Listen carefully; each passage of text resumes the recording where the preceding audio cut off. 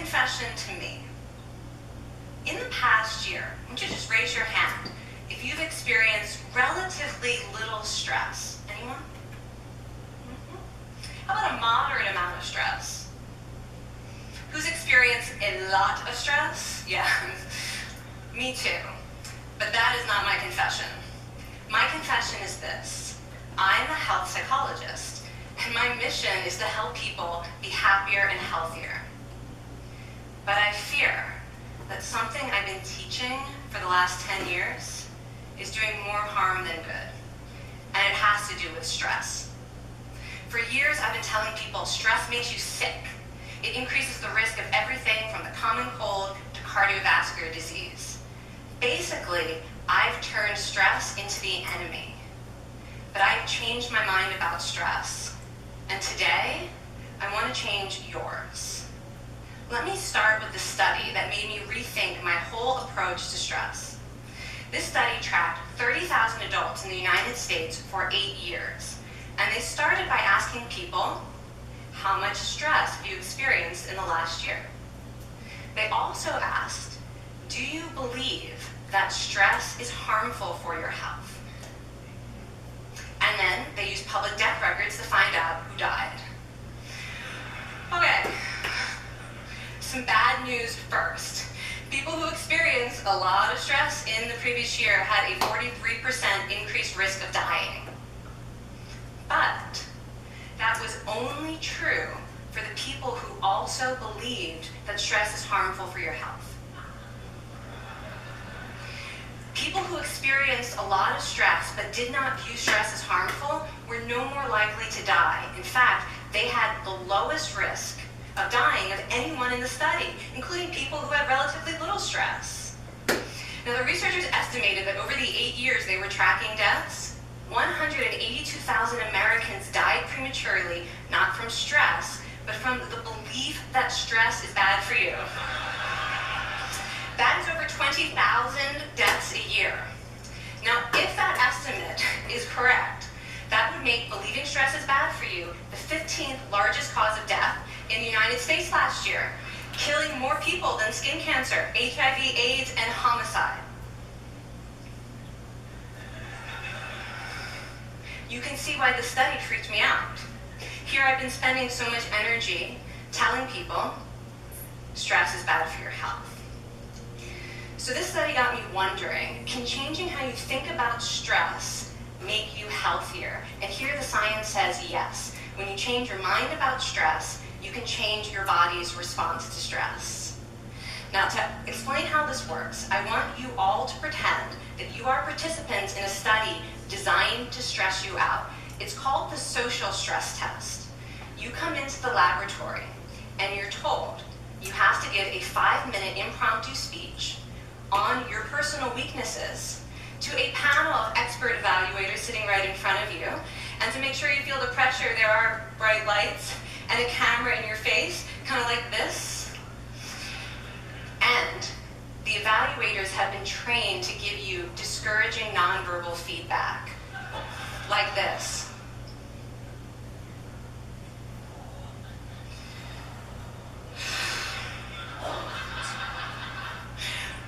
Now that you're sufficiently demoralized, time for part 2, a math test.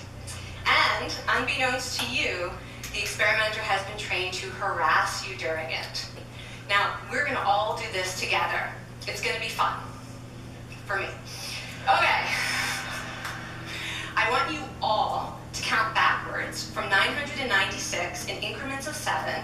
You're going to do this out loud as fast as you can, starting with 996. Go. Go faster. Faster, please. You're going too slow. Stop, stop, stop, stop. That guy made a mistake. We're going to have to start all over again. You're not very good at this, are you? Okay, so you get the idea. Now, if you were actually in this study, you'd probably be a little stressed out. Your heart might be pounding, you might be breathing faster, maybe breaking out into a sweat. And normally we interpret these physical changes as anxiety or signs that we aren't coping very well with the pressure. But what if you viewed them instead as signs that your body was energized, was preparing you to meet this challenge? Now that is exactly what participants were told in a study conducted at Harvard University. Before they went through the social stress test, they were taught to rethink their stress response as helpful. That pounding heart is preparing you for action. If you're breathing faster, it's no problem. It's getting more oxygen to your brain. And participants who learned to view the stress response as helpful for their performance, well, they were less stressed out, less anxious, more confident. But the most fascinating finding to me was how their physical stress response changed. Now, in a typical stress response, your heart rate goes up and your blood vessels constrict like this. And this is one of the reasons that chronic stress is sometimes associated with cardiovascular disease. It's not really healthy to be in this state all the time. But in the study, when participants viewed their stress response as helpful, their blood vessels stayed relaxed like this. Their heart was still pounding, but this is a much healthier cardiovascular profile. It actually looks a lot like what happens in moments of joy and courage. Over a lifetime of stressful experiences, this one biological change could be the difference between a stress-induced heart attack at age 50 and living well into your 90s. And this is really what the new science of stress reveals, that how you think about stress matters. So my goal as a health psychologist has changed. I no longer want to get rid of your stress. I want to make you better at stress. And we just did a little intervention. If you raised your hand and said you'd had a lot of stress in the last year, we could have saved your life. Because hopefully the next time your heart is pounding from stress, you're going to remember this talk, and you're going to think to yourself, this is my body helping me rise to this challenge. And when you view stress in that way, your body believes you, and your stress response becomes healthier. Now, I said I had over a decade of demonizing stress to redeem myself from. So we are going to do one more intervention. I want to tell you about one of the most underappreciated aspects of the stress response. And the idea is this: stress makes you social. To understand the side of stress, we need to talk about a hormone, oxytocin. And I know oxytocin has already gotten as much hype as a hormone can get. It even has its own cute nickname, the cuddle hormone, because it's released when you hug someone. But this is a very small part of what oxytocin is involved in. Oxytocin is a neurohormone. It fine-tunes your brain's social instincts. It primes you to do things that strengthen close relationships. Oxytocin makes you crave physical contact with your friends and family. It enhances your empathy. It even makes you more willing to help and support the people you care about. Some people have even suggested we should snort oxytocin to become more compassionate and caring. But here's what most people don't understand about oxytocin. It's a stress hormone. Your pituitary gland pumps this stuff out as part of the stress response. It's as much a part of your stress response as the adrenaline that makes your heart pound. And when oxytocin is released in the stress response, it is motivating you to seek support. Your biological stress response is nudging you to tell someone how you feel instead of bottling it up. Your stress response wants to make sure you notice when someone else in your life is struggling so that you can support each other. When life is difficult, your stress response wants you to be surrounded by people who care about you. Okay, so how is knowing this side of stress going to make you healthier? Well, oxytocin doesn't only act on your brain, it also acts on your body. And one of its main roles in your body is to protect your cardiovascular system from the effects of stress. It's a natural anti-inflammatory. It also helps your blood vessels stay relaxed during stress. But my favorite effect on the body is actually on the heart. Your heart has receptors for this hormone. And oxytocin helps heart cells regenerate and heal from any stress-induced damage. This stress hormone strengthens your heart. And the cool thing is that all of these physical benefits of oxytocin are enhanced by social contact and social support. So when you reach out to others under stress, either to seek support or to help someone else, you release more of this hormone, your stress response becomes healthier, and you actually recover faster from stress.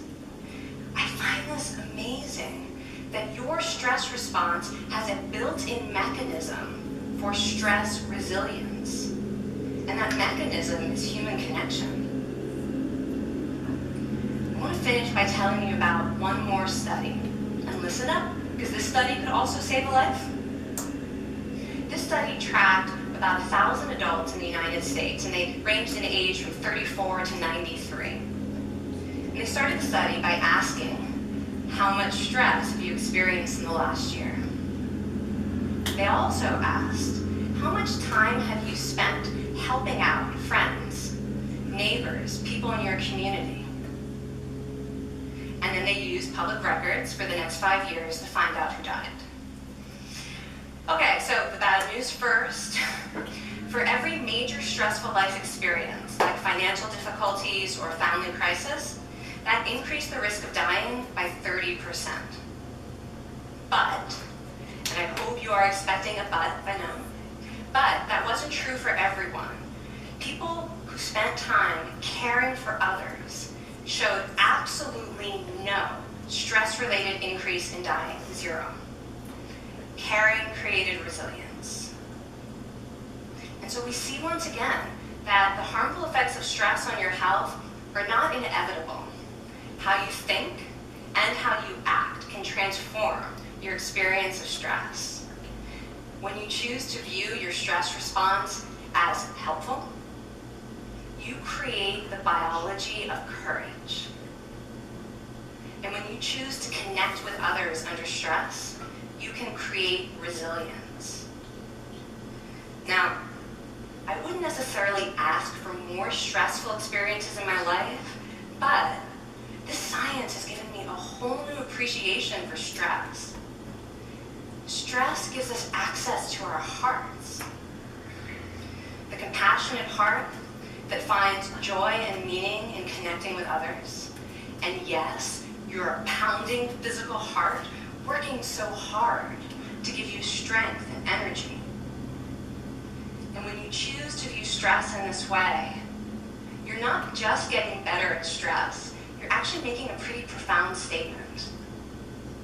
You're saying that you can trust yourself to handle life's challenges. And you're remembering that you don't have to face them alone. Thank you.